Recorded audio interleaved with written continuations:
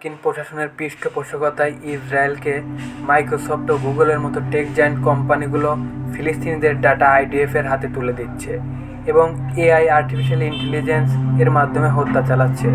এটি খুবই সংবেদনশীল ও জটিল বিষয়। আজ আমি আপনাদের সামনে শেয়ার করতে চলছি কিভাবে মাইক্রোসফট ও গুগলের আর্টিফিশিয়াল ইন্টেলিজেন্স ব্যবহার করে ফিলিস্তিনিদের হত্যা করছে। একটি চমকে যাওয়া সত্য। তুমি জানো কি, এখন যুদ্ধ হয় তথ্য আর আর্টিফিশিয়াল ইন্টেলিজেন্স দিয়ে, আর এই যুদ্ধে ফিলিস্তিনিদের বিরুদ্ধে ব্যবহৃত হচ্ছে তোমার পরিচিত কোম্পানি গুগল, মাইক্রোসফট, অ্যামাজন এর মতো প্রযুক্তি। আমরা যখন ইউটিউব দেখি, জিমেইল ব্যবহার করি, গুগল সার্চ করি, তখন আমাদের তথ্য জমা হয় তাদের সার্ভারে। কিন্তু জানো কি, এই তথ্যগুলোই কখনো কখনো হয়ে ওঠে মরণ মন্ত্র।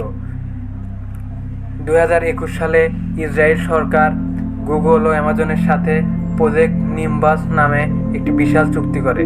এই চুক্তির আওতায় ইসরায়েল সেনাবাহিনী, আইডিএফ ও গোয়েন্দা সংস্থা গুগল ক্লাউড এআই এবং মেশিন লার্নিং টুল ব্যবহার করার অনুমতি পায়। এই প্রযুক্তি দিয়ে তারা কি করে? তারা লক্ষ্য করেছে ফিলিস্তিনি নাগরিকদের, চিহ্নিত করেছে কে কোথায় যাচ্ছে এবং শেষ পর্যন্ত তার তথ্যর ভিত্তিতে চালাচ্ছে air strike.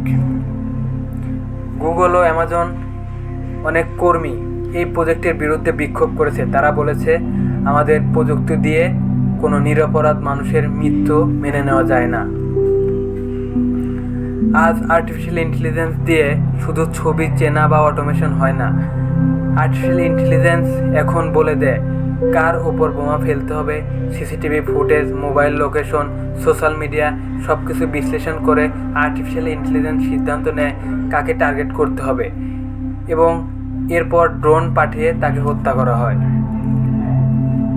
Google, Microsoft, Facebook যেসব ডাটা সংগ্রহ করে, যেমন mobile location, search history, face recognition, cloud ছবি, এসব তথ্যর অনেক সময় সরকারের কাছে পৌঁছে যায়। আর যখন সেই সরকার ফিলিস্তিনের বিরুদ্ধে যুদ্ধ করেছে, তখন তথ্যটা হয়ে যায় তাদের অস্ত্র।